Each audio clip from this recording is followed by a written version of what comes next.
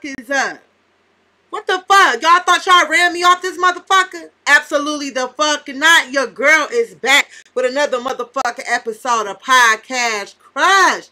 That's right. Krush back in the motherfucking building. Let's go. Real people, real topics, real motherfucking talk. Alright? Now let's jump right into this show because I missed y'all so much. Thank you guys for still rocking out with me. You know I couldn't forget about you. You know I couldn't leave you for long. I am back to give y'all the hottest tea out here, okay? Now, make sure y'all liking, subscribing, and hitting the notification bell for this channel so you can get all the motherfucking updates when I come back to give y'all this piping hot tea, okay?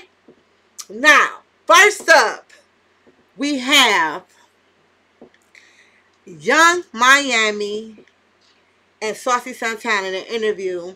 Carisha Please came back out on YouTube. Oh, my bad, on Revolt. But they aired on YouTube's Revolt channel. Okay. They got into some interesting topics, and I was happy to see Young Miami speaking her truth and talking about healing and everything, and her relationship with Diddy and her issues with JT, and about the healing and things that she's needed to do since all this stuff has transpired with Diddy. She talked about how they were in love and how she hadn't experienced any abuse or anything like that with Diddy, and that, you know, she felt like people just kind of was like, instead of supporting her, they used it as an aha moment when everything went up. And we know that's how these hating ass bitches do.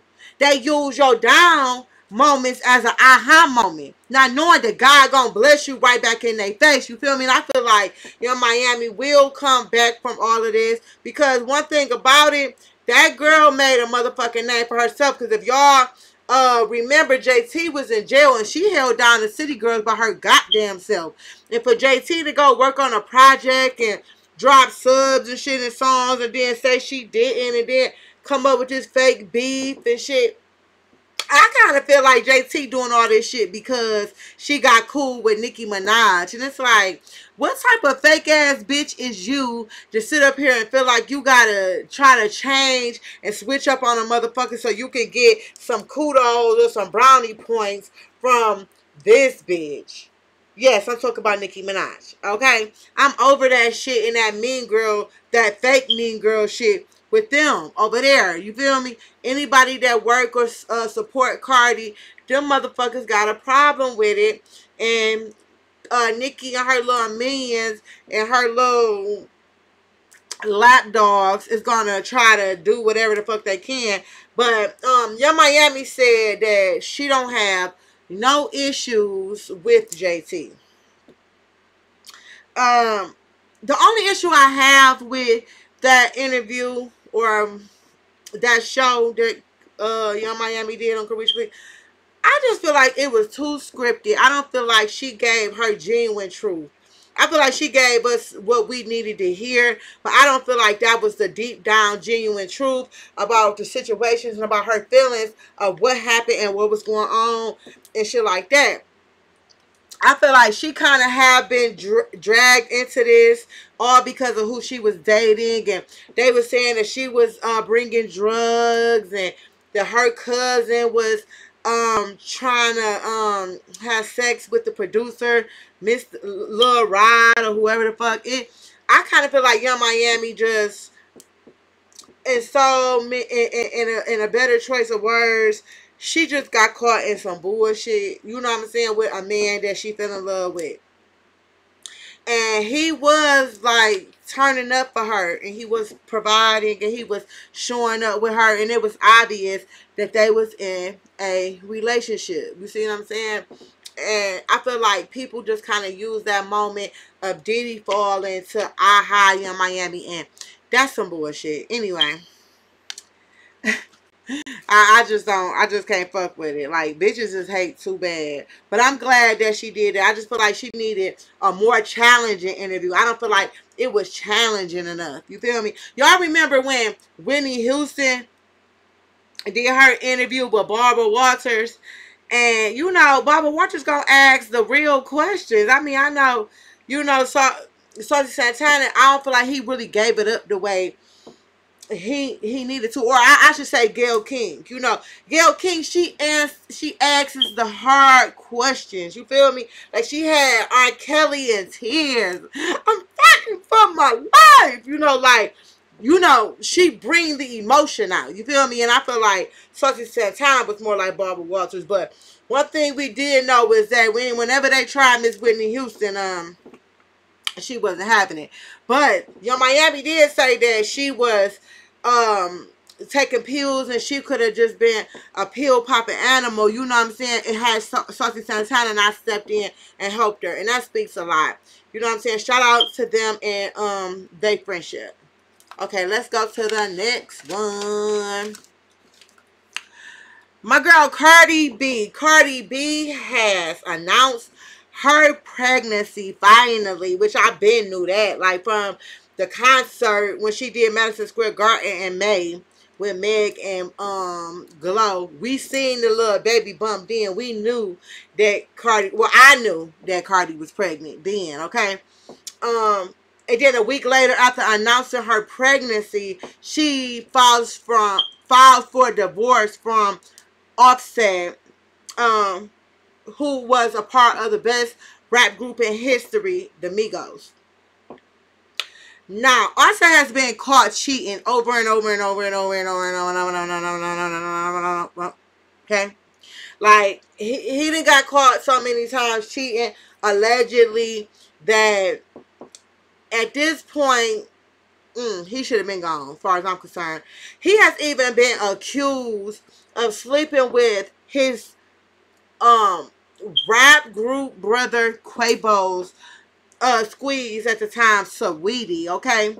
And this is alleged why Cardi don't fuck with Sweetie and this, that, and the other. I don't know about all that, but I do know that my girl is getting a motherfucking divorce from a fucking lying, cheating, heartbreaker, deceiver, and I won't let you back in my life. So I'm taking the house, the car, the kids, and the dog. I want it all. You goddamn right. And she deserve it all, okay? Although that was not stated in the divorce finalization. That's what the fuck I'm saying, okay? She fucking deserve it all, because this nigga done got caught cheating. Unless you had a baby mama this year that's pregnant right along with her and all this foolishness, I'm fucking over it with Offset. Cardi says they just have grown apart. That was in the divorce filing. It's like, you know, it's nothing in particular. We just grown apart. And I kind of feel like baby girl just have grown very, very tired, okay? And by all means, honey, you have all the rights in the world to leave a no good, lying, cheating motherfucker, okay? And I don't give a fuck how good of a father he is. If he can't treat you good and treat you right, baby, move the fuck on, okay? That motherfucking part, okay? And then the audacity, and speaking of these lying ass cheating niggas, well, Cash Doll said that she had broke up with her baby daddy for some similar reasons. And I heard the nigga wasn't doing too good financially. His name T. He is the father of their two children, Cashton and Clarity, who she had earlier this year. And Cash had went on a whole rant on Instagram about not staying with no man just for the sake of saving her family and doing this XYZ, blase speak and split. And then T got on there and said, nigga, what? I ain't tripping. I'm okay. She want to break up. We broke up. And then she got on there and said, y'all, stop talking to me about my relationship. But will you put us in the group chat? You put us in the group chat, Cash. Yeah, I don't know about that. And then just a minute ago, I seen on there where Cash Doll house recently was broken into, and T got to busting back at the perpetrators who came into the home. So are they still broke up? Because he was the one there shooting. I don't know. They might be back together. But that's fucked up that while Cash is in Detroit performing for the festival, somebody tried to break in her house and steal her purses and whatever else nights that she had in there that they felt like they deserved to come in there and take. Motherfuckers is a trip. And it's alleged that it was black people that came into her house and tried to rob her and got shot at and then was apprehended by the police in Georgia, or the city that she lived in. Yeah, that is insane. That is freaking nuts. So, in other news, when we get to talking about politics, Donald Trump was